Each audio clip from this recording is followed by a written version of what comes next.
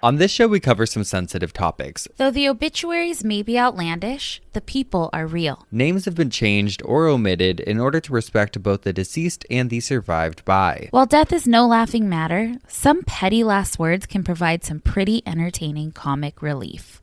Welcome to Obituary.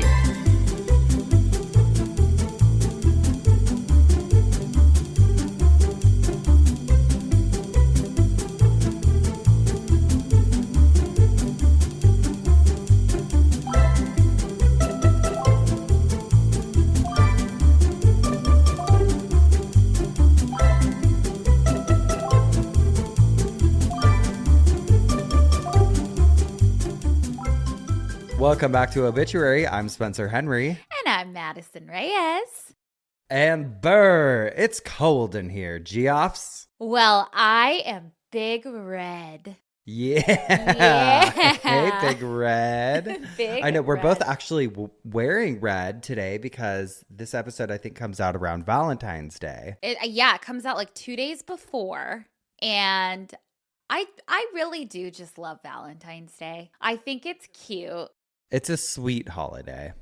It is. I mean, it's so commercialized, and we will talk about some of it later on. But I hope in a fun way. You're like, my thesis for the week is actually the corporatization of Valentine's Day. How did you know? No, it's going to be very sour, actually. Very sour. Ooh. Yeah. Well, and I'm petty. excited. We love a little sour. We love a little petty. A little vinegar, if you will. Oh, I love salt and vinegar chip. Fuck me up. Remember, what was my Provolone cheese and salt and vinegar chips. She would put them together and she would eat them. It's when this was like probably 6-ish years ago when you were doing keto as one of your current diets. And I have a picture of you from that night, actually. You were eating those when I came over to your house. No. And then, yes. And later that night, you were talking about it. And I was so sick of your diets at that point because you had been on like 25 of them that year. And I was I cannot be a supportive friend to you in this moment anymore. I want In-N-Out, so we're going to In-N-Out. And you're like, okay. We went to In-N-Out. We come home. I have a picture of you holding up your In-N-Out and then holding up your keto diet book. My mouth open with a burger in it. Because this was the thing, you guys were making like butter fat balls and shit, and I'm like, girl, I don't think that's think that's the trick. Why am I gaining weight? How could I be? They were called fat bombs. Okay, this is when keto fat bombs. Yes, took off. Okay. Oh my god, I know so many people. I had so many coworkers at the time who like made Instagram accounts like keto with Jess or keto with Jessica, and it's and then girl, that account never happened. It never went.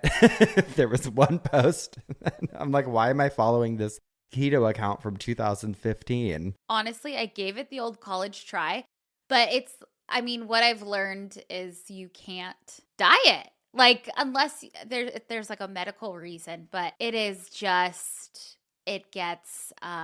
toxic and it doesn't work. Well, I've been dieting, not by choice, but by trying to salvage whatever's in my house right now because... Oh my God. Okay. Yes. Sorry. Stupid of me. You're going through a natural disaster crisis. How crazy of you to ignore. Terrible. And I think in last week's episode, I said like, oh, is it kind of exciting? Like everyone's like the camaraderie. And now I feel like a dick because...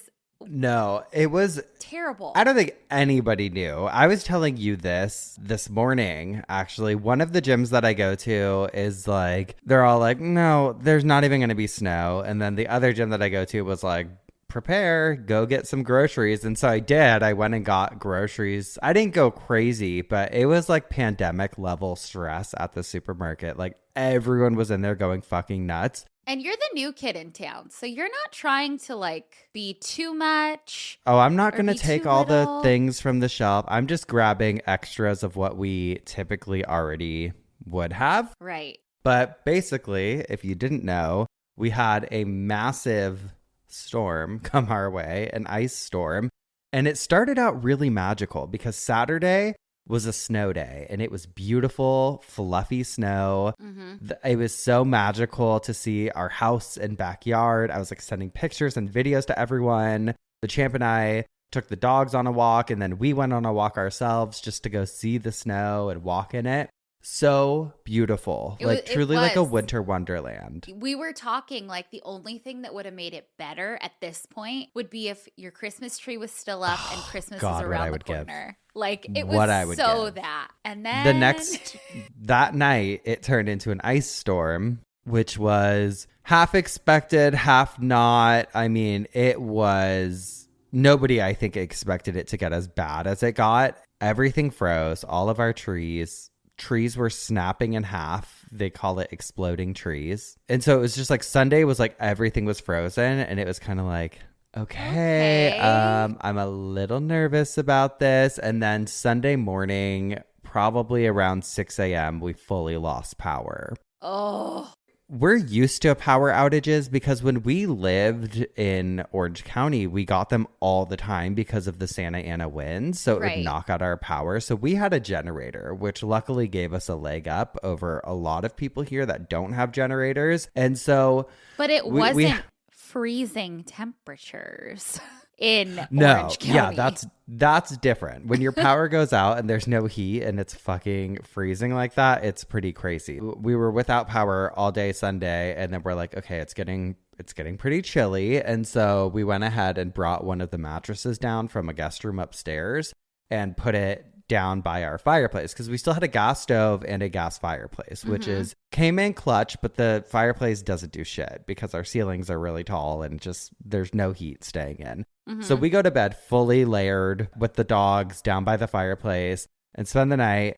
And then the next morning, wake up. I have no cell phone service. I think I had lost service on Sunday morning too. I had no cell phone for the weekend. And then Monday we wake up and it's like you can see your breath inside. It's so fucking cold. And we were just both trying to kind of work separately. And then I get a call from my friend Paige, and she's like, hey, I'm just telling you now, with how it is, like, you guys should get a hotel because I do not think your power is going to come back on for a couple of days. And thank God she did that, because I immediately booked a hotel, got one of the last hotels that would allow dogs. We went over there Monday night. We held out as long as possible because I'm like, well, if in case our power does come on, like, I don't want to take a room from somebody else, you know, who really needs it. But it was getting really, really cold, and it was going to be like 6 that night. So I'm like, I don't know what to do. And so we went to the hotel. And we have the dogs. You. Yeah. Yeah. So we went to the hotel. The next morning, Tuesday morning, the champ had to go on a work trip to LA, and the airport was flying. So that means he has to go to work. And so he left, flew to LA. He was happy to go, I'm sure. He was probably like, peace the fuck out, because it's like 75 or something.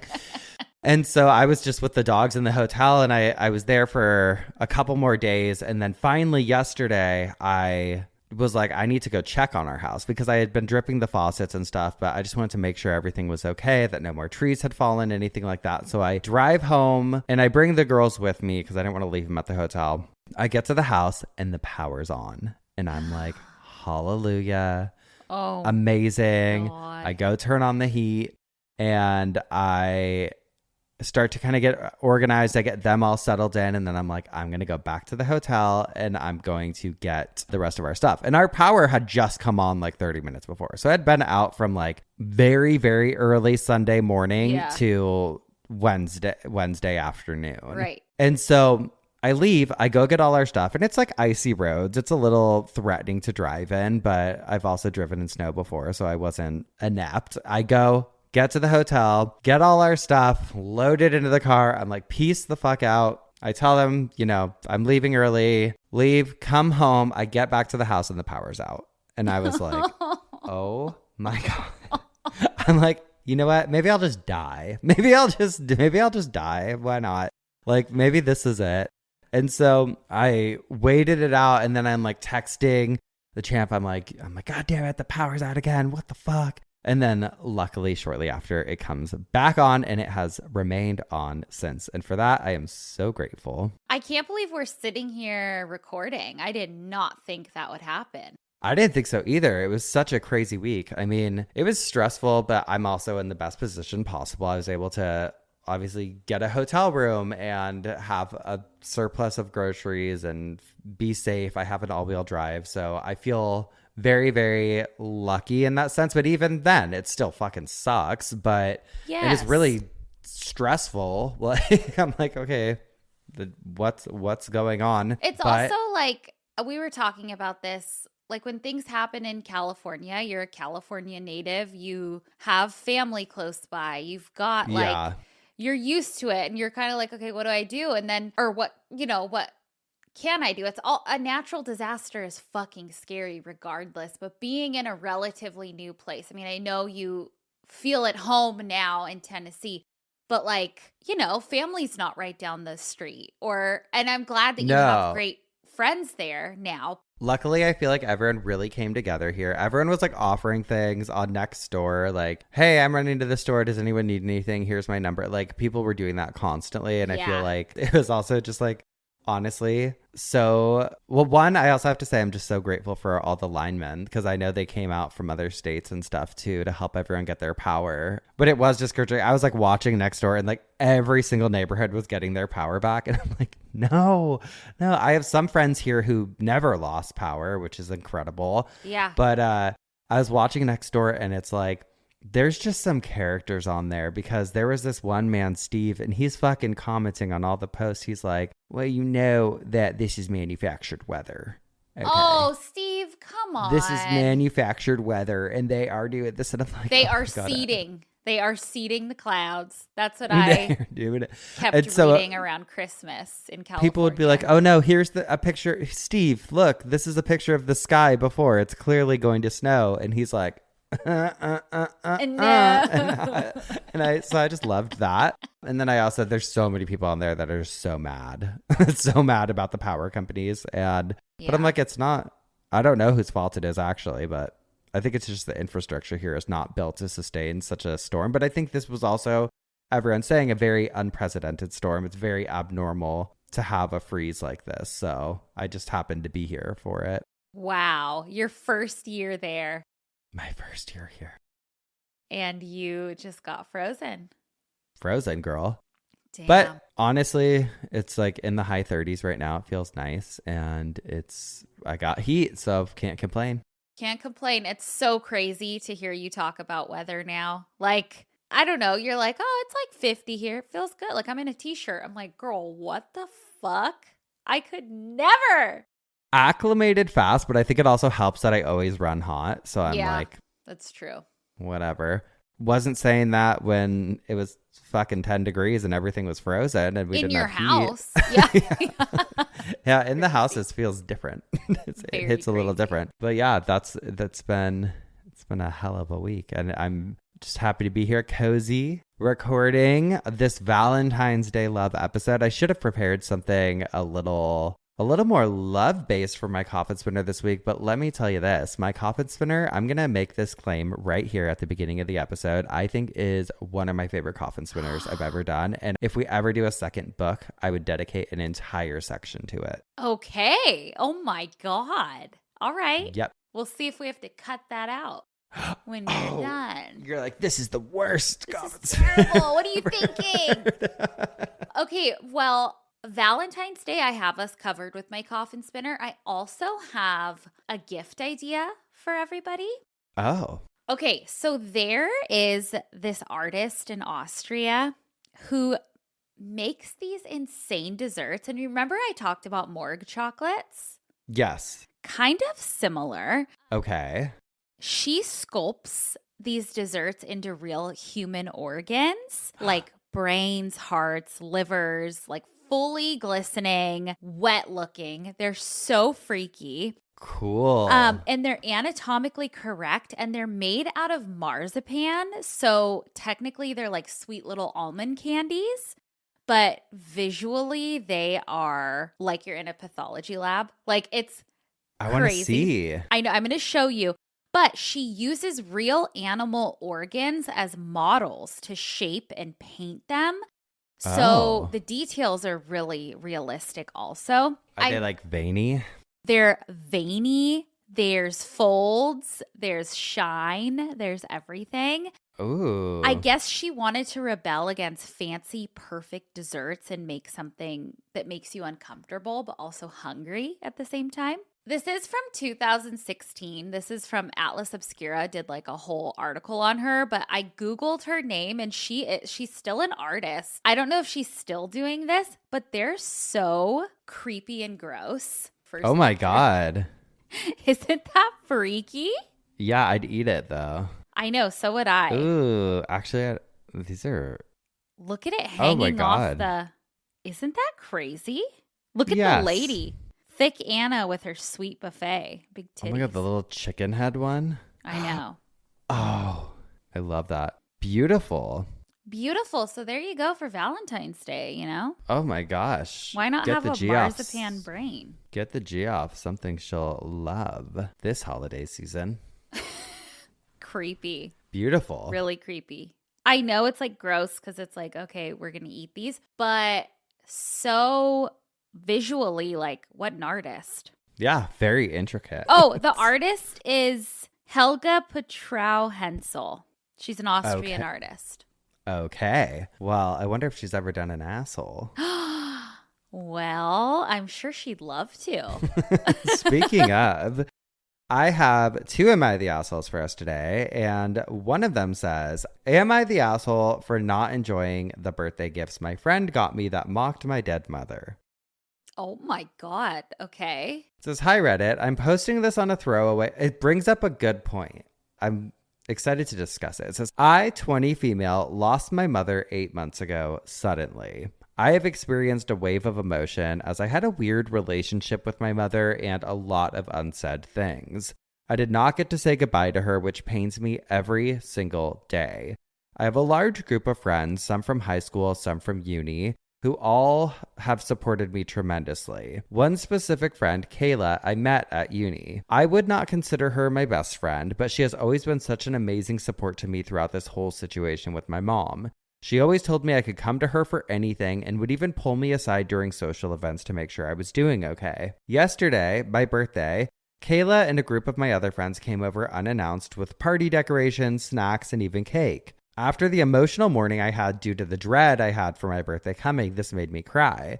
I felt so seen and loved in this moment. This lasted up until my friends brought gifts they had bought. I opened 2 gifts before opening Kayla's. It was a large box. I opened it with a huge smile on my face, and my friends all looked excited for me to see what was inside. To my shock, there was a mug and a hoodie.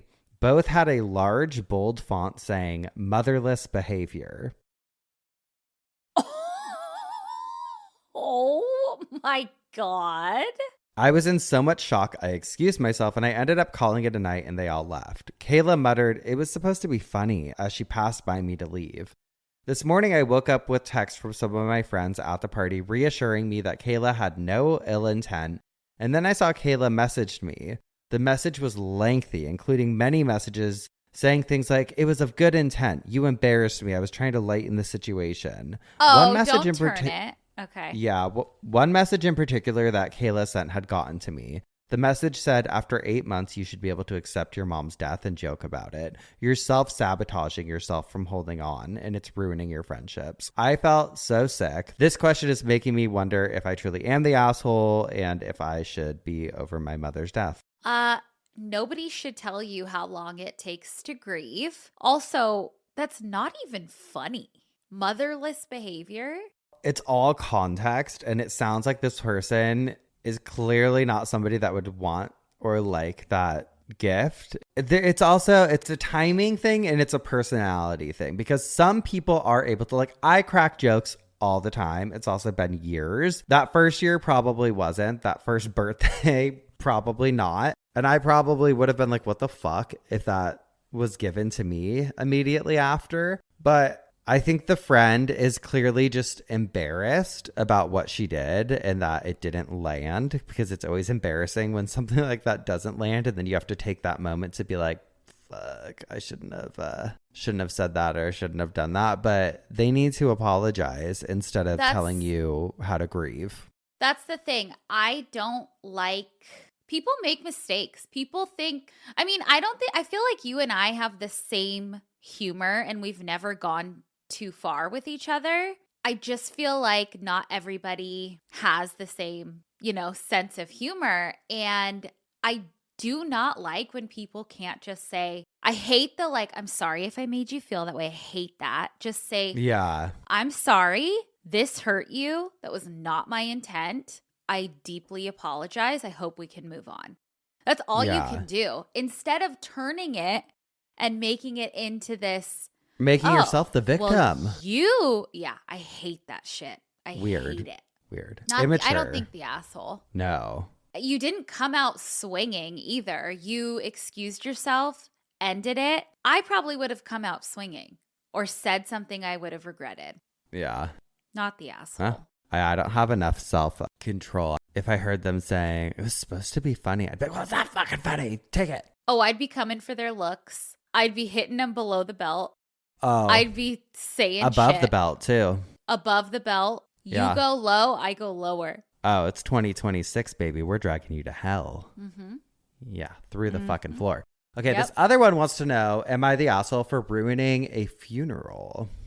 Okay. My aunt, my dad's sister, passed away, and I am back in town, so I decided to go to the funeral. She had 2 children, her son who lived with her and a daughter who I will call Sue. They lived in a small town about 2 hours away. It was going to be a family viewing at the funeral and then graveside service. As I was signing the guest book, a cousin I hadn't seen in years came over and we started talking. This was in the hallway before you get to the viewing room. Sue came out and shushed us. I was embarrassed thinking we were talking too loud, even though I didn't think so. So we went into the viewing room where everyone was sitting and looking at a monitor with videos of the deceased. They had sad music playing, but no one was talking, just sitting quietly looking at the monitor. After about 15 minutes, I whispered to my sister who was in front of me that I was going to bounce. She said she would go with me because she had something for me in the car. She and her husband followed me out. Then their adult children and their family followed. My cousin also came out to talk in the parking lot. I noticed other people leaving also. We all talked in the parking lot for a little while and left. Sue contacted me on Facebook and said I ruined her mom's funeral by leaving and taking half of the people with me. I don't think I did anything wrong, but I apologized and said I had an emergency come up and had to leave. And then she blocked me. I feel bad that I upset her at her mother's funeral, but I have never been to a funeral where no one was allowed to talk. Am I the asshole for leaving the viewing early and having half the room leave with me? No, you can't help it. You're popular. You can't help that you're the life of the party and everybody wanted to go. Yeah, you can't help it. It was boring. Girl, I can't help that. I'd be like, oh, I gotta go to the bathroom. Yeah. I'm in the parking lot. I gotta go to the bathroom really quick. Be grateful people came. Yeah. People had to do things. Come on. Come on. It's not like leave. People want to leave, and also they were in a different viewing room. You know what I mean? Like, it's not like they were in the pews like, I'm out of here. Yeah. Yeah. So, not the asshole. You come, you show your respects, you stay for a little. You come to me at the funeral. You pay the respect. Pay the and respect. Then you leave. You're going to pay your respect, and then you're going to leave. Yeah. Yeah. Who knows? And if not, you're going to sleep with the fishes. Sleep with the fucking fishes. Sleep with the fishes, baby. Oh, yeah. That lady sounds like a bitch. Just kidding. Oh. What are we bitching about now? Speaking of, you're up first this week, Madison. Bitching. Which means you should have a little side bitch.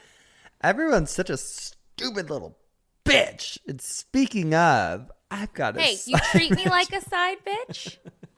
You put me in a room like a side bitch. You won't even let me in the main funeral. You're going to get treated like one. I'm going to the parking lot, babe. Okay. And speaking of side bitches. I'm inside the viewing room. I'm leaving. I'm taking a step out. Catch me on the sidewalk. And speaking of sides, I've got a side bitch this week because you are up first, Madison. And it's very much in line with what's happening in life right now. And this is from the Plainview Republican from Thursday, December 27th, 1906. Frozen to death. Oh. This is Nebraska, December 19th. Charles T. Ferguson was frozen to death Friday night. He had been a resident of this place for 4 years and was 41 years of age. While temporarily insane, he wandered away from his home out in the country during the night. Is that not funny? Sorry. I don't know. Laugh. It's life. Temporarily insane sometimes. Okay. Girl, me too. Yeah. A lot. Okay. Sorry. Most of the time. So that was it. So he went temporarily insane and wandered away from his home. I mean. Oh, and froze. Yeah. Oh, that's sad. I want to know what he did. Why they know he's insane. Probably had a different view from the church or something. Yeah. You know, something fucking wild. 1906 for sure. Yeah. He's lost it. Well, that was it. So we're going to take a quick break. And when we come back, Madison's going to tell us what had her spinning in her coffin this week. Alrighty. We'll be right back. And we're back. Madison, what had you spinning in your coffin this week? Well, Valentine's Day, of course. Oh, yeah. Spinning this week, you guys. Oh. They do? Like this. No, they do this. Oh. No, they do this. No, this. I think. No, it's this. Look at him. Wow. Young girls. This is what we did. Yeah. Which makes more sense. It totally does. It's just people trying to be different. So I thought because this episode is coming out just 2 days before the very commercial holiday that we personally love, that it would be fitting to do a little Valentine's Day coffin spinner. And as you guys know, if you're loyal Geoffs, this is not our first Valentine's Day themed episode, but I do think it's the pettiest one yet. Ooh. Which kind of makes it my favorite. So Valentine's Day actually has a very morbid history, and I am not even going to get into that because, Spencer, I believe you have a beautiful episode on Cult Leader somewhere from years back about murder and saints and all the cult leader things. But instead, I want to talk about the era when Valentine's Day went kind of off the rails. Okay. This is when people stopped sending love letters and started sending hate mail. Okay. Love. And of course, it only happened in the Victorian era. They are called vinegar valentines. Okay, vinegar valentines. Vinegar valentines because they're fucking mean. Oh, yeah, I guess that makes sense. Vinegar, sour. Yeah. Okay, so first of all, a quick historical moment because of course I have to. Sure. Did you, Geoffs, know that the very first ever recorded Valentine was sent in 1415 from prison? No. Yes, it was. It was sent in 1415 by Charles, Duke of Orleans, and he was 21 years old at the time, and he was part of the royal family in France, and he was captured during the Battle of Agincourt, which I guess was a very, very bloody battle that happened during the 100 Years' War between Europe and France. And so I guess that battle, the French got fucking whooped and the English captured a bunch of Frenchmen, Charles being one of them. And so he was taken as prisoner and locked in the Tower of London. And he remained there for 25 years as a prisoner. Oh my God. Crazy. But Valentine's comes into play because I guess he would write like a ton of poetry while he was locked up. And he wrote a famous poem to his wife calling her Valentine, which is why it's considered the earliest Valentine. Oh. But his wife, girls, was only 11 years old when they got married. He was 19, although I have read that he was 16. It's very medieval. It's fucking gross. But I guess the marriage was like a political marriage between powerful, like French families. Either way, gross. But his Valentine said, "My very gentle Valentine, alas, for me you were born too soon, as I was born too late for you. May God forgive my jailer, who has kept me from you this entire year. I am sick without your love, my dear, my very gentle Valentine." Gross, right? Yeah. I mean, yeah, it's gross because he's a pedophile. Oh, want to know something even grosser? Yeah. When he was released from prison, he was in his 40s, and he went on to marry a 14-year-old because that 11-year-old died a couple years after. I think she was like 13 or 16. Oh my God. Yeah, so fucking gross. But that's not the fun petty part that I want to talk about. I just had to give you some gross history. Love it. I want to talk about the hate mail, also known as, like I said, vinegar valentines, but they're vinegar valentines, like that name kind of came later on.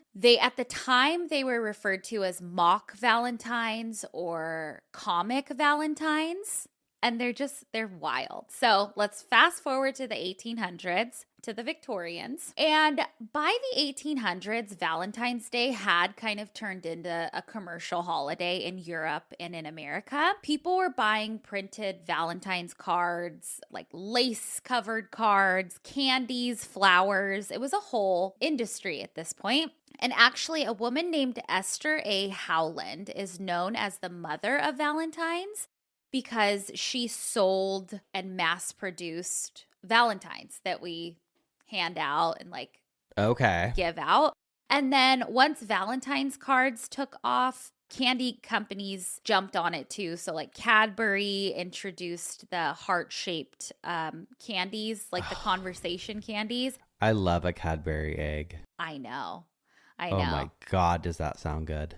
That is, I know, so good. But in the 1860s, those little conversation hearts came out. And then Hershey's was founded, I think, in 1907.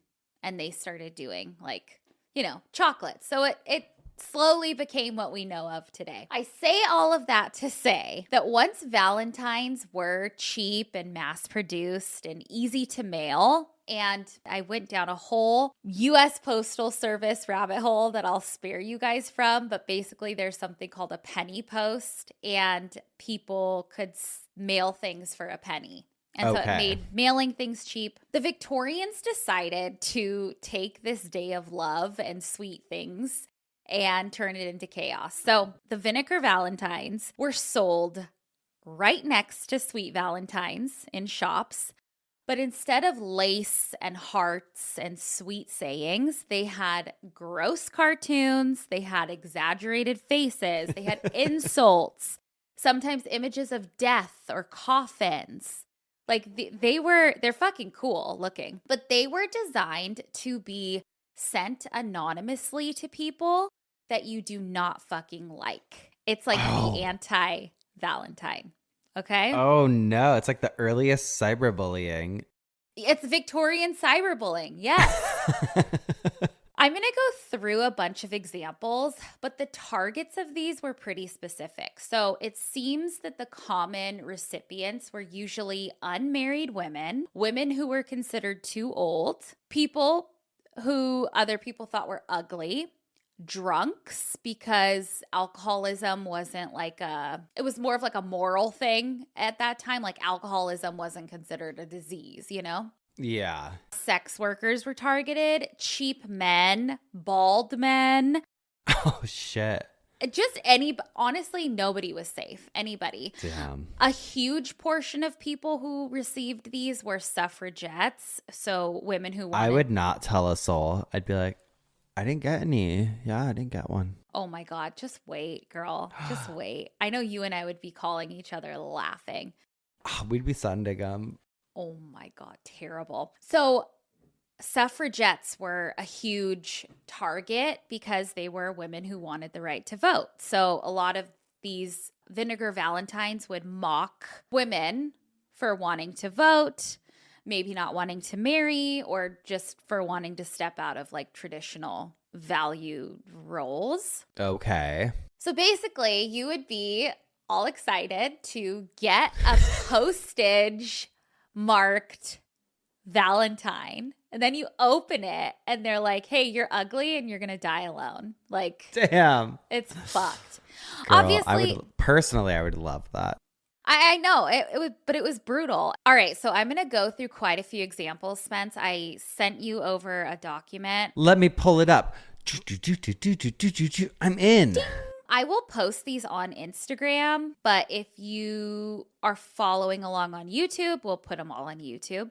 Okay, so the BBC has some with explanations that I included here. This first one, Spencer, it's a man like holding a cigar dressed really fancy. People are like mocking him in this card, and the Valentine says, "Don't imagine anyone will take you for a gentleman." Ooh. Okay, the next one is an example of someone who's drunk. This is what you would send to a drunk. And it says, "The kiss of the bottle is your heart's delight, and fuddled you reel home to bed every night. What care you for damsels, no matter how fair? Apart from your liquor, you've no love to spare." Damn. Fucking wild. This one made me laugh, this next one. This is fucking someone coming for someone's age, or someone who keeps lying about their age. It's a woman all dressed up, and it says, "Are you still 19?" Fucking crazy. Oh my God, this next one's you, girl. Greedy. Your red hair. Oh my God, yeah. Okay, it's a woman. She's like Sorry, holding I didn't scroll scales. down. Yeah. She's holding scales. She's a redhead, and it's for the greedy woman. It says, "You turned a very good man down, and then you hunted round town for money till you've grown so old. You've lost love, health, and hope for gold." Damn. Fucking wild. The next one is for an old maid. She's caught a poor cat and a bird, but she can't snare a man, so we've heard. It's the old maid's sad fate to lose out on a mate and take tea, but shh, not a word. Girl, I'm sending that one to you, girl. Oh my God, girl, this is for you. This says, "To my Valentine," with a big Aww. lemon. Oh. "'Tis a lemon that I hand you and bid you now skidoo, because I have another, there's no chance for you." Crazy. Crazy.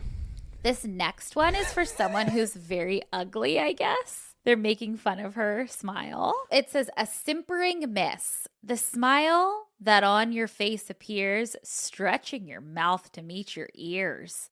You think no doubt as sweet as honey, whereas, dear girl, it's only funny."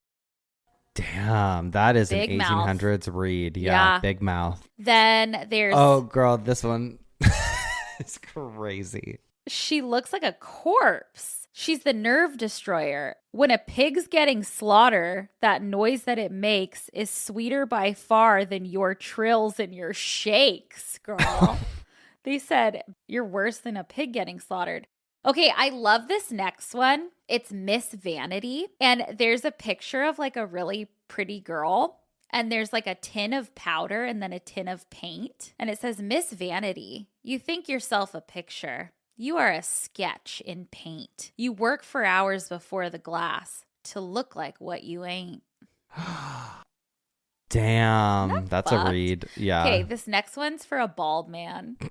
It says bald head, and it has a bald guy on it. With flies around it. "Your bright shining pate is seen at all shows, and invariably down in the bald-headed rows, where you make conspicuous by your Conspicuous. where you make conspicuous. Girl, you're conspicuous, girl. Everybody's saying it. Everyone's saying I'm conspicuous, girl. Girl, they're all in the comments right now. She's conspicuous. I'm gonna get a Valentine. Conspicuous. Can't read. Dumb. God. "Where you make conspicuous by your tender care, your true ardent love for that one lonesome hair." Fucked up, damn. This one's cute. This next one, it reminds me of Yaki. It's like a lizard. It says, "I'm not attracted by It's your..." a snake, and you hate snakes Oh, it's a notoriously. I thought it was a lizard. Why does he have No. arms? I don't know, but look at his body. That's a snake. Oh. Well, I don't know. Maybe not. Oh, yeah. No, it is. Read the fucking card. "I'm not attracted by your glitter, for well I know how very bitter my life would be if I should take you for my spouse, a rattlesnake." Oh, you're right. "Oh no, I'd not accept the ring, or evermore I would have a sting." Dang. Then there's a bird, an old woman who's unattractive, I guess, With a cuckoo bird. with a cuckoo bird. It says, "One day while walking out, you heard some fellow say, 'Gee, she's a bird.' You did not see him when he winked and said, that bird should be extinct. Girl, not a death threat. Then there's an old rooster man. Oops. And then there is a wife holding her husband in bondage. And this is for kind of those people that thought, oh, your wife is running the show. And it says held in bondage. Your wifey holds you in her hands. You dare not disobey commands. And every single cent you earn, she takes, and so has money to burn. Good for her. Now, like I said, nobody was safe. So there are plenty of examples of different professions. Like there was one for a shopkeeper that talked shit about this woman at a register. But I thought this one was pretty obituary. It was for a surgeon, and there's like a big skull on it, and it says, to the surgeon, ho ho, old sawbones, here you come. Yes, when the rebels whack us, you are always ready with your traps to mangle, saw, and hack us. Ooh. God, wild. I'll post all these examples. They're really interesting to look at and just diabolical and wild. But I found in the newspaper archives from 1896, the Courier and Argus, they wrote a story about a widow. The story is called Mrs. Dunsmire's Second, and it's about a widow who received a mock Valentine. And it's very long. I have it linked, but I pulled just a little excerpt because I thought it was funny. It says, Mrs. Dunsmire's letters were always taken up to her room with her morning cup of tea, and the 14th of February was no exception to the rule. She turned over her pile of correspondence carelessly, sipping her tea the while. There was a large, somewhat common envelope among them, and Jean, which was her first name, opened it with some curiosity. It did not look like a letter. Jean drew out the contents. It seemed bulky and could hardly believe her eyes. A mock Valentine? She spread it out to its full hideous length and sat up in her indignation. It was a caricature of a widow holding a black bordered handkerchief before her vermilion cheeks. Underneath was a verse. Oh, poor Mistress Malone, so you're left all alone, and a sorrowful widow you're reckoned. But you're tired of your life till I make you my wife. But don't think you'll get me for a second.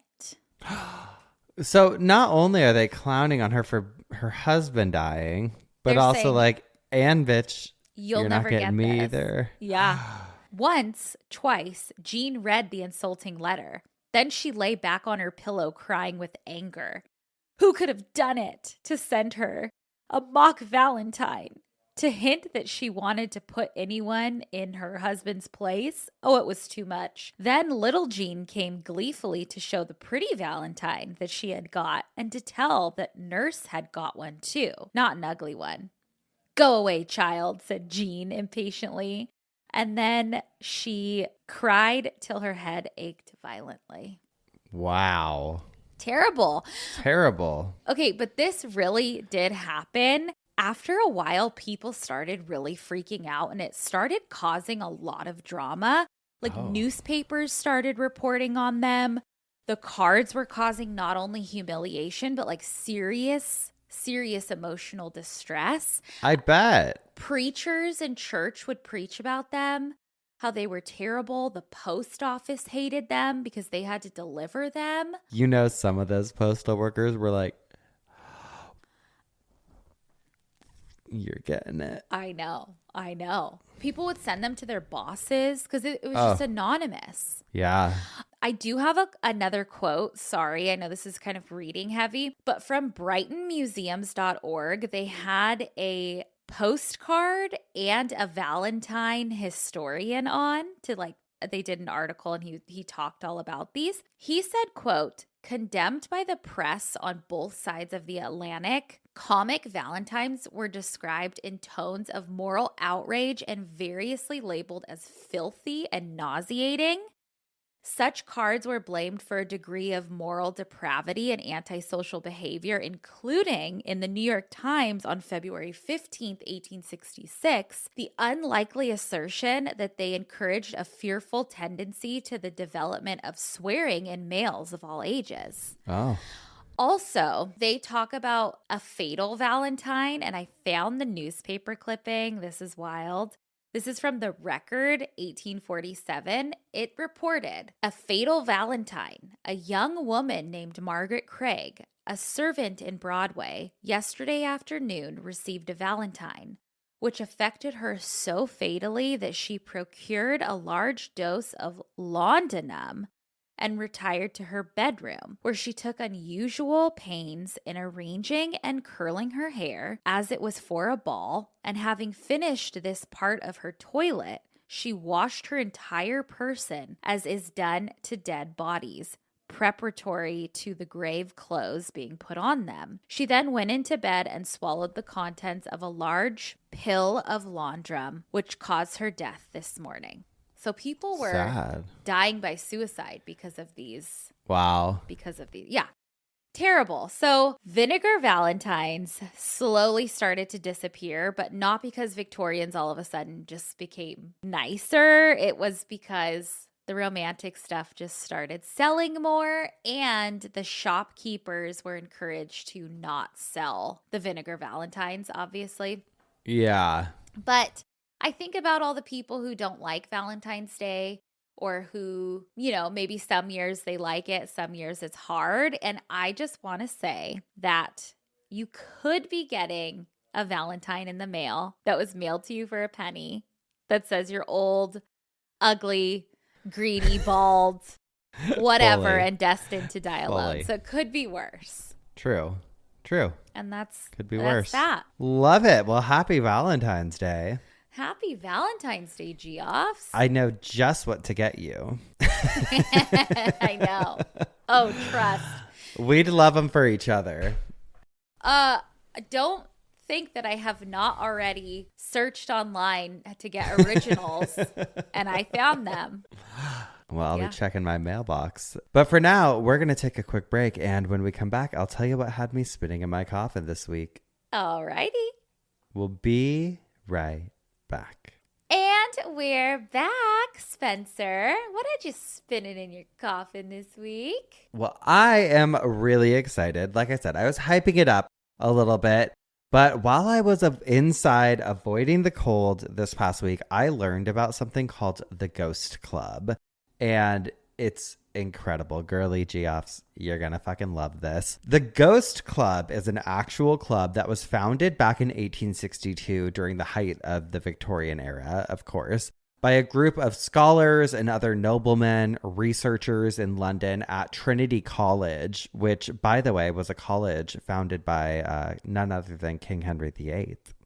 Oh, shit. Of course. And this club, the Ghost Club, their activity was ghost hunting, essentially. They are the first ever verified group that did any sort of paranormal research. Oh my God, I love. This is so cool to me. As somebody who has been on a ghost hunt or 12, to know that back in the 1800s, there were these guys who are like us, right? And they just wanted to regularly meet up, discuss the paranormal. It's just so cool. That is so cool. Of course, it's the Victorian era. It started. I know. I have a picture of these guys, these club members from 1892. Are they which handsome? I will. No. Maybe to someone. I don't know. Yeah. This is just a few of them. They're like the granddaddies of psychical research, and they would get together frequently to talk about all sorts of things, from supposedly haunted houses, possessions, ghosts, really anything in that realm. And so, okay, did you get the picture I sent you? That's the guys there, some of the club members from 1882. What, till the wallpaper comes off the walls. But 1882 was probably a really exciting time because I feel like that was Said like, no one ever. No, I'm just kidding. I mean, spiritualism had been on the rise leading up to that point in time. And we've briefly talked about this before with like the Fox sisters, which I talked about them a little bit on here. I did a full episode on the Fox sisters on Cult Leader. But there's others at the time, too, who were making front page news with their supposed mediumship. And all of that was happening, like the Fox sisters and all of that. They were active a few decades before 1882. And we're going to come back to them shortly. But first, I got to back up a little bit and talk about those early years because there were some very notable members in the Ghost Club, including Charles Dickens. Oh. Who wrote one of the most legendary ghost stories ever, A Christmas Carol. Oh, shit. Yeah. Oh, I'm thinking Charles Darwin. Okay. Yeah, Charles Dickens. Charles Dickens. And a lot of people at the time, I think were just interested in being part of the discussion because spiritualism was rising worldwide, really. And there was a lot of debate from whether or not instances of paranormal activity were real at all. And if they were real, how they should be classified. Like, is it a science? Is it this finite thing? Like, how do we classify it? In addition to Charles Dickens, other prominent early members include William Butler Yeats, perhaps better known as W.B. Yeats. He was another literary giant at the time, and then Siegfried Sassoon, who invented the bob. Oh shit. Just kidding. No, he was just another writer, but his last name was Sassoon. His last name was Sassoon, and I was like, I wonder if he's related to Vidal. I don't know. He's not. I had no idea that Charles, though, was such a little ghouly guy. Yeah. And I have to share this quick story I found on the parisreview.org because it talks about Charles and how he tried to hone in on the action himself to help out a lady friend of his who was dealing with a spirit. It says, quote, "It is difficult from a modern perspective to reconcile Dickens the exposer of fraud with Dickens the dabbler in mesmerism, which generally involved putting patients into trances as to influence the magnetic forces that ailed them. Dickens always refused to be entranced in this way, but he wasn't above trying it out on others. He boasted in letters of his magnetic powers and attempted to use them to cure a friend, Augusta de la Rue, of her specters." AKA ghosts. If the Ghost Club was informed to investigate dodgy mediums, it was in part because Dickens had helped to create a fierce, frothing demand for phantoms among his fellow Victorians. But Dickens himself was always trying to find ordinary reasons for extraordinary happenings. His mesmeric treatments, as peculiar as they seem today, were intended to heal Madame de la Rue of the disease of the nerves, which he believed to be the cause of her apparitions. He thought she was having some like nerve thing go on, and that's why she was seeing spirits, I guess. Oh, shit. Okay. A lot of the early meetings of the group were, in fact, as that article kind of mentioned, trying to expose fraudulent behavior. And one of their earliest investigations was when they looked into this duo called the Davenport brothers. And this is William and Ira Davenport, who had started their careers just a few years prior to the club's beginnings back in 1856. And the brothers, as mentioned, worked as a duo. But there seems to be a lot of debate over whether they were like mediums or magicians. Again, how do we classify them? And it's actually really interesting. So you know how the Fox sisters would do that rapping thing? Yes. Did we talk about that on here? We've talked about other people on here that I think also partook in it. But like they would basically, it was kind of like they were a Ouija board almost. Yeah. And the knocking supposedly came from the spirit. So they'd be like, "Spirit, if you're in here, tell us your age." And then it would go. Right. Yes. But really, it was just them like stomping their little heels where people couldn't see. So the brothers, they were from Buffalo, New York, which is really close to where the Fox sisters made their start in Rochester. And it wasn't until the Davenport brothers heard about the success of the Fox sisters that the dad apparently got the idea of like, oh, we should have a seance with our family at home and see if we can interact with anything. And so I love the dad. I think he was a cop in Buffalo too. So he comes home one day and he's like, "Listen, we're having a fucking seance." And I just love it. They did a seance. And they had some visiting spirits, and it got so wild that allegedly their little sister began to levitate. Love. That's what they say. And so the brothers, Ira and William, are like, okay, we got to put together an act. Like, we got to take this show on the road. We're going to be the next big thing in the spiritualist showman universe. But the Fox sisters were already super well known at the time for their live rapping sessions. So the brothers had to put their own twist on it, and they ended up doing some tricks. Their act that they would do in front of crowds centered around something called spirit cabinet seances. And oh my God, I'm blanking on her name right now. But remember I did an episode on that woman? Yes. And she would like go in the cabinet. She was wanted in every state too. Yes. Yeah. Okay. So the brothers were tied up with ropes and they were locked inside this wooden cabinet. This is how their set went. Okay. And then musical instruments were placed inside with them in the cabinets. The doors to the cabinet would close, and once they were sealed, audiences would hear bells ringing, tambourines shaking, guitars playing themselves, hands appearing through cabinet openings, and then they would open the cabinet doors, and the brothers were still tied up exactly as they had been. And they were like, that was the spirits. Oh, and people loved it. Yes. People would go home probably and were scared. They're like this. They're like, oh, Margaret, how did they do that? Oh my God. The devil was in that cabinet. I know that. The devil was in that cabinet. What we witnessed tonight, honey, is just people went nuts for it. People went nuts for it. The Davenports toured the U.S. They toured Europe. They went to London, where spiritualism was all just fucking red hot at the time. What a strong last name, too. The Davenport brothers. Oh, yeah. Well, supporters of them claimed the brothers were able to physically interact with the spirit world. They were like, the dead were there. These seances, these weren't parlor tricks, okay? This is the real deal. But the skeptics, however, were unconvinced. They're like, I don't think so. Which brings us back to the Ghost Club, because the Davenport brothers were a huge talking point for the Ghost Club at the time, and they hated them because they thought they were full of shit.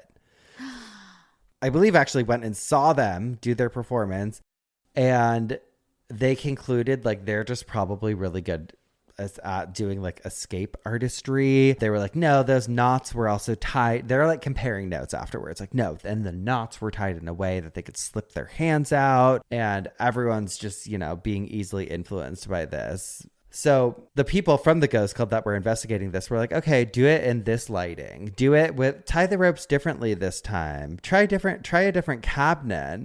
And then when they would do that, obviously the brothers weren't able to pull off their tricks anymore. And then it started, like when groups like the Ghost Club started calling them out and doing their investigations, the truth started coming out, and like former assistants came out and revealed, it's not real.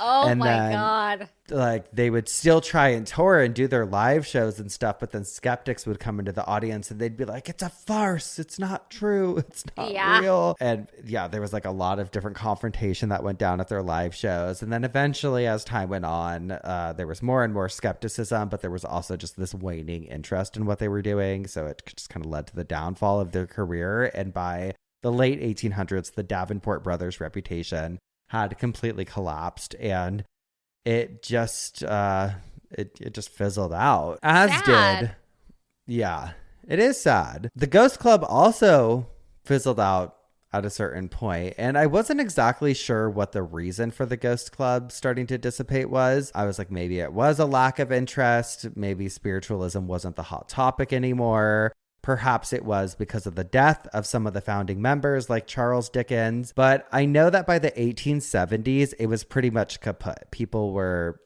over it. They weren't really doing their regular meetups or anything anymore. Oh. But fear not. Just several years later, in 1882 on All Saints' Day, a famed medium named Stainton Moses, who was a huge figure in the world of spirit photography, and another man, A.A. Watts, who was a spiritualist as well. And he was married to this woman named Anna Mary Howitt, who also was into spiritualism, and she did all this artwork based on spiritualism and wrote about it a lot. But they kind of revamped the group and brought in other notable writers at the time, one of whom was Arthur Conan Doyle. And he's the creator of Sherlock Holmes. Wait, did he come for Houdini? Did this group? Yes, girl. Oh, yeah. Okay. We're going to talk about it. Okay, I want to know. I've like seen stuff, but I want to like know. Oh, it's messy. Okay. It's messy. Okay, yay. He loved all things paranormal, anything that had to do with psychics or mediums. He was all about it, which I love. And I'm like, how he created fucking Sherlock Holmes. That is so iconic. And the fact that this was like his interest, so much so, he actually helped found another group called the Hampshire Society for Psychical Research. And he met a lot of different people through this way and really spread the word about spiritualism. But one of his buddies that he made during this time was William Thomas Stead, who actually died on the Titanic, by the way. They were introduced to this famous duo at the time who had heard that the two men were like these kind of like wealthy noblemen and were really interested in psychics. The duo was Julius and Agnes Zanzig. They were a couple who convinced the world and Arthur and William that they had psychic abilities. The Zanzigs were a husband and wife duo, and they rose to fame in the late 1800s and early 1900s, claiming that they possessed telepathic powers. Unlike the seance cabinets or ghostly knockings, they were like, no, we're going fucking mind reading. Okay, we are the mentalist. And it honestly made it more convincing than the Fox sisters or others, the Davenport brothers, because their performance was Agnes. She would leave the room or be blindfolded, and then audience members would select objects, numbers, words, locations, and Julius would stand with the audience and he would concentrate. And Agnes would return and she would correctly identify all of the names, objects, numbers, even imagined locations. And it looked impossible. They performed it for scientists, psychologists, skeptics, wealthy elites. Entire lecture halls of just very confident men and skeptics. And the thing is, they nailed it. They nailed it every single time. People were astonished. Shit. At some point, though, the Zanzigs later admitted to Arthur that they were simply doing a trick. But this didn't deter him because he's like, no. Psychic abilities, they're real. Like, you cannot convince me otherwise. I could do a whole coffin spinner just on Arthur's relationship with spiritualism, but we're here already. So I'm just going to give you the simple breakdown. A lot of people thought he turned to spiritualism when his son died from pneumonia in 1918. That's a very big rumor, but he had actually already publicly come out as a spiritualist 2 years prior. He had publicly talked about his children's nanny, who he said possessed psychic abilities. He's like, no, she's got it. She's got the gift. And another very famous close friend of Arthur's was Harry Houdini. Oh, there's our boy. Okay. I was cracking up because I love this Arthur guy. Okay. He's like no BS, but like believes in stuff too. He believes in everything. Okay. You cannot convince him. I guess Arthur was fully convinced that Houdini possessed supernatural powers. And he would see him do a trick and he's like, that is impossible. That's not a trick. And Houdini would try and explain to him and like slow down, show him how he was doing things. And he's like, no, it's all deception and skill. It's smoke and mirrors, right? And he even told Arthur outright, he's like, my performances are illusions. I don't want people thinking or assuming that there's supernatural explanations just because they couldn't figure out how the trick worked. And at one point, Houdini even did started breaking down the illusions in front of Arthur Doyle, hoping that it would convince him, like, look, it's not real. He's trying to show you and he wouldn't believe it. It didn't work. He's like, I'm not buying it. This is magic. It's the opposite. Okay, yeah. Oh, according to Houdini's friend, Bernard Ernst, Arthur Doyle simply refused to believe the trick wasn't real, despite Houdini literally saying, this is a trick.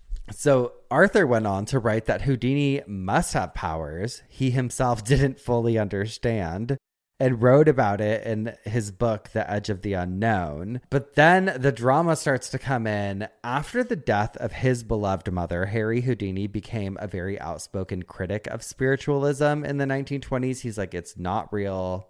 None of this is real.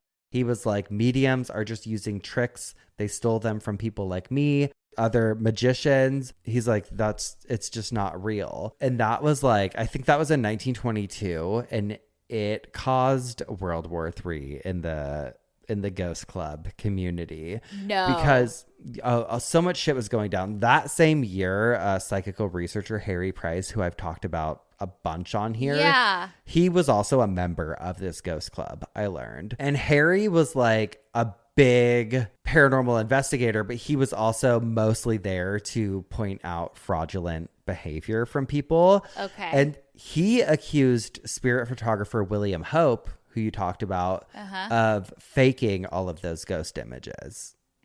Harry's like, you're full of shit. Well, Arthur comes out swinging in William Hope's defense. He's like, no, these pictures are real. Those are ghosts in the photos. I want to live in Arthur's brain. I want to have that level of like belief, optimism, and innocence, yes, and optimism. Yeah. And they would show him how it was done or how it could be done. And he was like, nope, you're writing bullshit. Da, da, da, da, da, da. But obviously, like, people like Houdini would be on Harry Price's side, right? Yeah. And Arthur Doyle went so far as to suggest that if Harry Price kept exposing frauds, he's going to meet the same fate as Harry Houdini. Oh, boy. Yeah, an insane thing to say. Harry Price later wrote that Arthur and his friends abused him for years simply for proving that William Hope was a fraud. So this was like, not only was he like, I believe every word of this and I believe everything, but I'm also going to like fucking put you in your place if you even try to tell me that this is not real. He just wanted to live in that delusion. So you have people like Charles Dickens who were skeptics, who felt like we need more proof, or I'm just here in this ghost club because I want to debunk things. But then you have other people in the ghost club like Arthur Doyle who cannot be convinced that magic isn't real. And that's how the club was split, which it makes for really interesting debates, but things can only stay civil for so long. They would go on these research trips or go check out different shows, and they would take down full accounts of what was going on, like I mentioned with the Davenport brothers, and then they would come back to discuss it. And sometimes it got ugly because half the club was like, well, I want scientific proof. I want proof that this is real. And then the other half were like, I saw a ghost. What more do you want? Like, I saw it with my own eyes.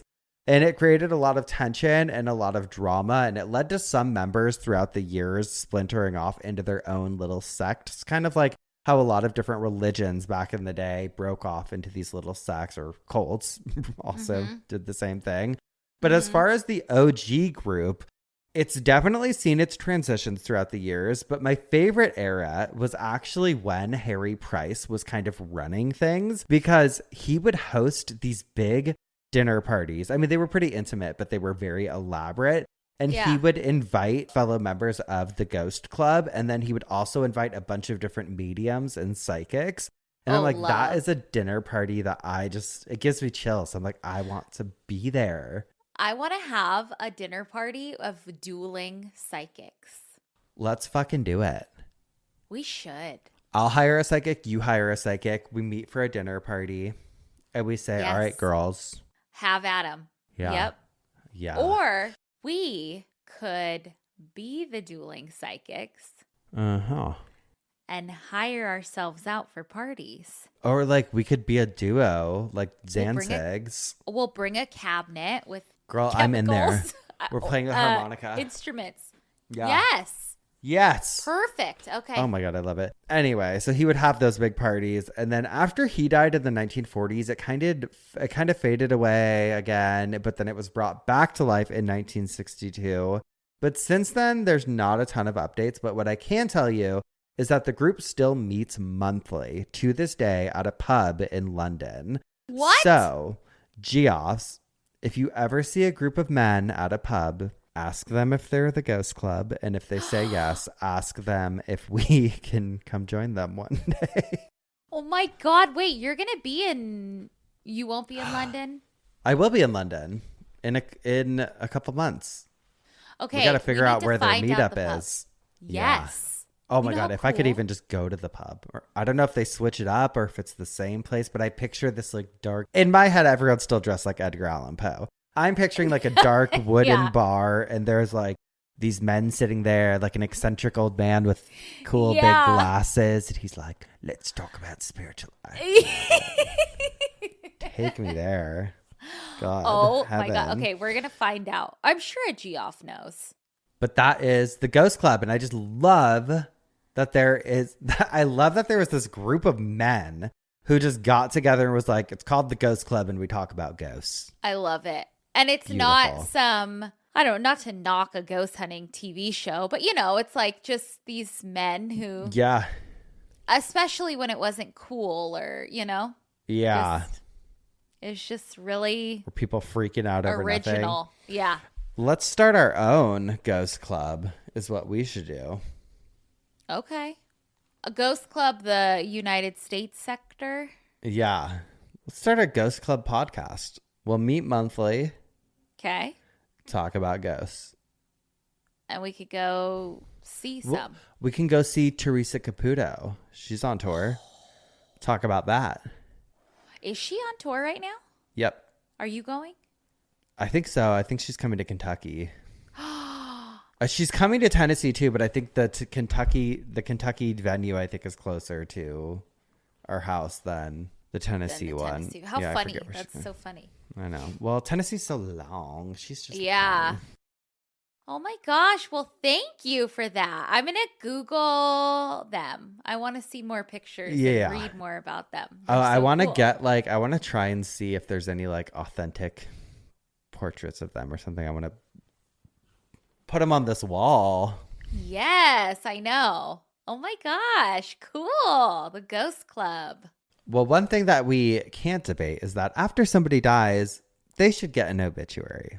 You know what? That is so true. And I found a very weird death notice. Okay. It is from the Greenford and Northolt Gazette from 1978. And it says, death blamed on cat. A cat, which neighbors promised to have destroyed, which is terrible, may have caused the death of a 73-year-old South Hall woman. It was claimed during an inquest on Wednesday. And I say, if you were going to try to destroy that cat, the cat got you, girl. Cat got you first. Cat got your tongue, babe. Cat got your life. The West London coroner, Dr. John Burton, heard that Mrs. Adelaide Lawrence had been found unconscious at the foot of some steps outside her home in North Road. Her husband, William, told him, I left her in the kitchen washing up. A neighbor called me, and she was lying at the foot of the steps. Slipped? He went on. She had been pestered continually by a neighbor's cat. They had promised to destroy it. I can only think she had taken it up to the top flat and either blacked out or slipped. Mrs. Lawrence died in King Edward Memorial Hospital 2 days after the accident. Death, said pathologist, was due to a fractured skull. The coroner recorded a verdict of accidental death.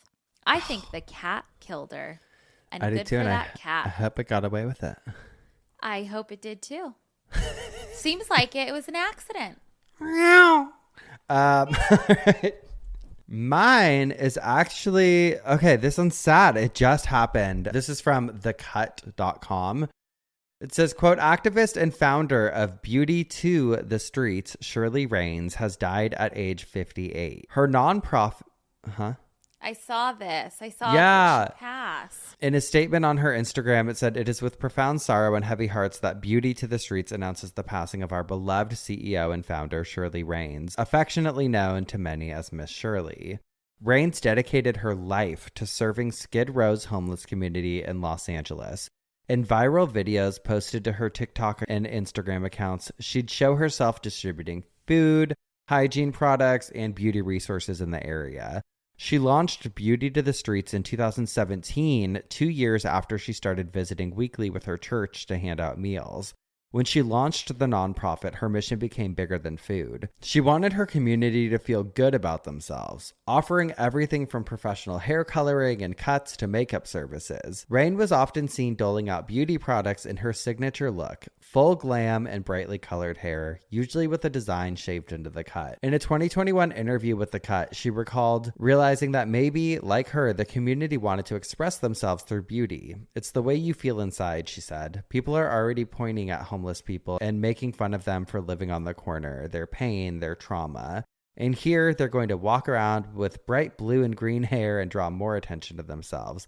I feel like it's a big fat FU to society. Her last post on TikTok, which went up 3 days before her death, showed her handing out bags of food from her car. The loss is devastating to the entire Beauty to the Streets team, the communities we serve, and the countless individuals whose lives were forever changed by Miss Shirley's love, generosity, and selfless service, the Beauty to the Streets statement said. Her legacy will continue to live on through the work she started and the hearts that she touched. Oh, she's an angel on earth. It's a special person. Really special person. I've gone through like her. I remember videos. seeing her on TikTok, and it's like, wow. I followed her on TikTok. I saw the news, and I was like, oh, sad. That's a tough one.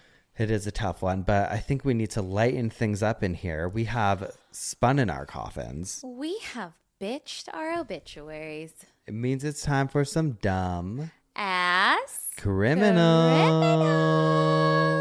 Who you got? All right. I have a little lady from 2012. This is from KPBS. This reminded me so much of, remember when we talked about Curb Your Enthusiasm when he was accused of stealing a fork and he had to like stand outside of a restaurant?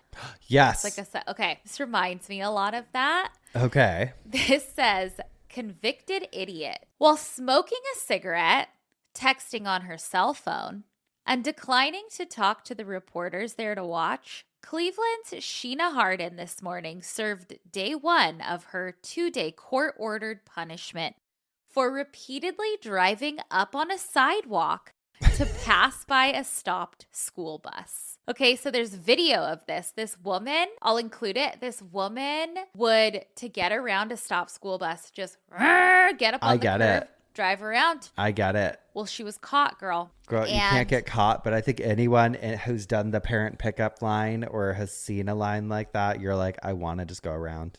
Oh, fuck yeah, I know. But the court was like, no, you are going to hold a sign at the scene of the crime that says, quote, only an idiot would drive on the sidewalk to avoid a school bus. And she did it. She had to do it. It was court ordered.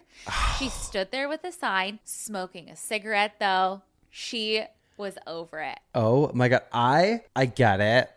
I also was saying, though, I love bring back public shaming. I know. My mom, I think I told you this. When we were little, there was a woman who would speed through our neighborhood. And you know, my parents' neighborhood is not like, you can't do that. There's twists and turns. And yeah. And she would speed through it. And my mom one day put up a sign and it said, slow down, Sharon, in huge letters on it. I didn't know that. Yes, to publicly shame her. Good for her. My mom put it on the telephone pole outside of her house, a big poster board with huge letters, slow down, Sharon. She knew who it was? Because it was this woman, Sharon, who would...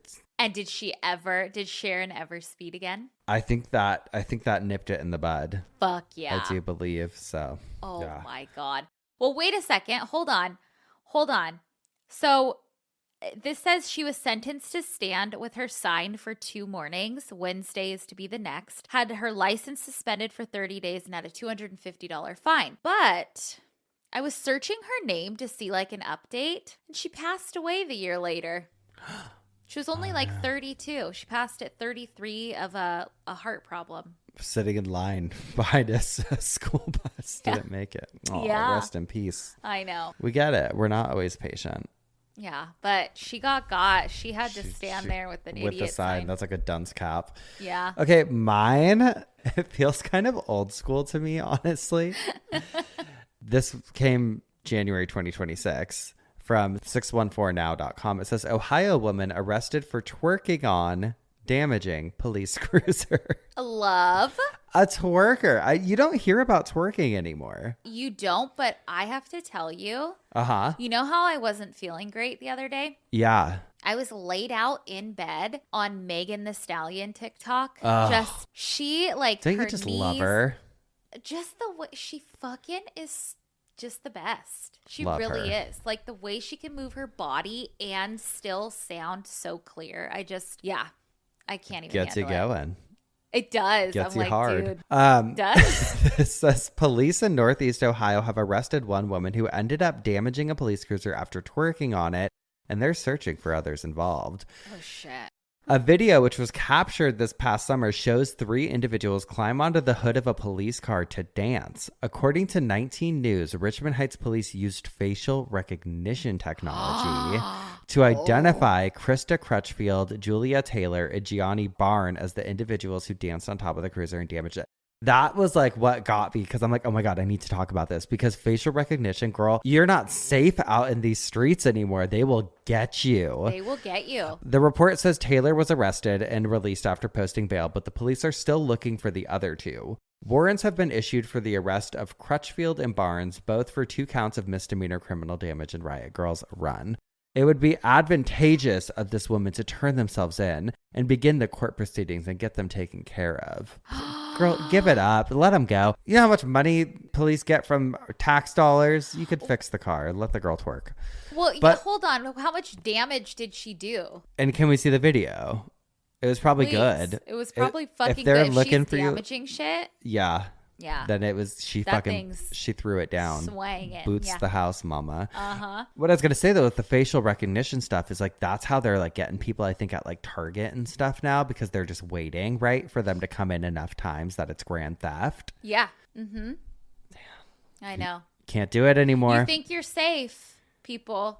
Yeah. And then about the 10th time when you hit that whatever $700 limit, they're going to whoop, whoop. Yep. Caught. Well, that's it for the week. Well, this really is quite the week, girl. Oh my God, yeah. I'm ready to fucking decompress. We got to go plan on starting our own ghost club. But the rest of you, we'll keep you posted. We'll see you next week for some more coffin spinners. And we hope you have a great Valentine's Day and or obituaries. If you don't, send them a vinegar one. And dumb ass criminal. You're giving me vitamin right now, how you just went down on that thing. What'd I go down on? You were like this, then you were like like vitamin. What? Like I Love Lucy. No, I know. I don't know what you're talking about, though. Oh. Bye. Goodbye.